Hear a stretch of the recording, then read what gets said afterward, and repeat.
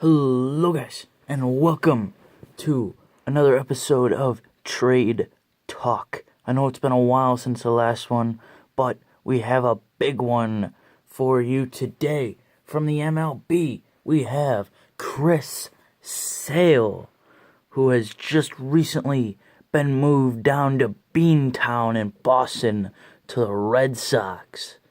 This is a massive, massive deal.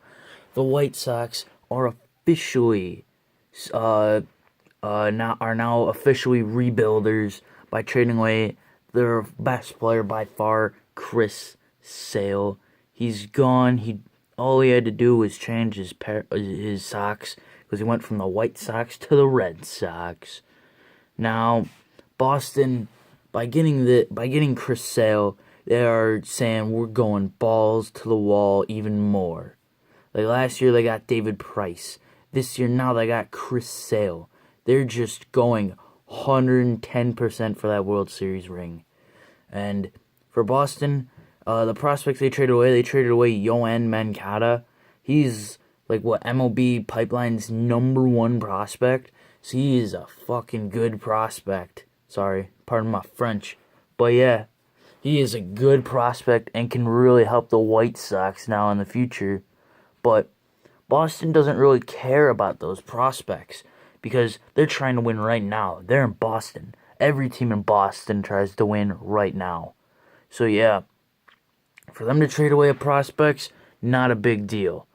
But for they traded away Yoan Mancada and two or three other prospects who could all end up being like core pieces to a White Sox team that could really dominate people in the future in that AL Central.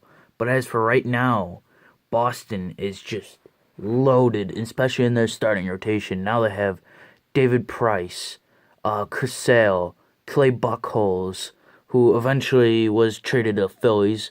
I'll be doing one on Clay Buchholz, so watch out for that. But yeah, I think they kind of emptied their farm system a little bit by trading for Chris Sale, but it's not that bad. But Chris Sale's 27, so he's still young. He's in the prime of his career. He might not get a little much better. He might get a little bit better, but not a ton. But yeah, he's still in the prime of his career. So it's a good trade for Boston, who's just loading up even more now. And yeah, they'll be a tough team to contend with in the AL East and just the AL in general. And then you got Chicago. It's a good trade for them because they weren't doing that good. Now they're officially rebuilders. They are officially, going for prospects and high draft picks. They've made some serious moves. This is one of them.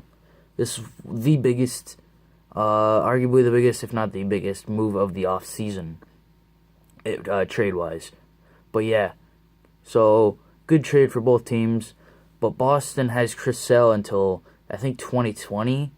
And he'll be, I think it's either 2020 or 2021. He'll be about 30 then. And yeah, so they'll have him for a while. They got some years to work with to try and get him a World Series.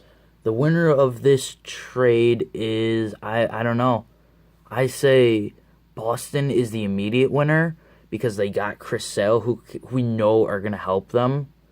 But I think the White Sox could be the winner in the long run, because they got so many good prospects that they might end up having a dynasty in the mid 2020s and the mid 2020s, But Boston could have a dynasty right now. So it just depends on perspective. If you're a White Sox fan, you might be hating this trade because you want to win. You don't want to see your team lose, but let's face it, the White Sox weren't winning anyways. So I think it was a good trade. I think the White Sox, in the long run, won, but I think Boston in the short term won. And now, normally I would do the phases of Chris Sale, but he's never been with another team. He was a career White Sox up until this point. So, yeah, that'll be it for this video. Leave a like, subscribe if you want to see more of these, and yeah, I'll see you all next time.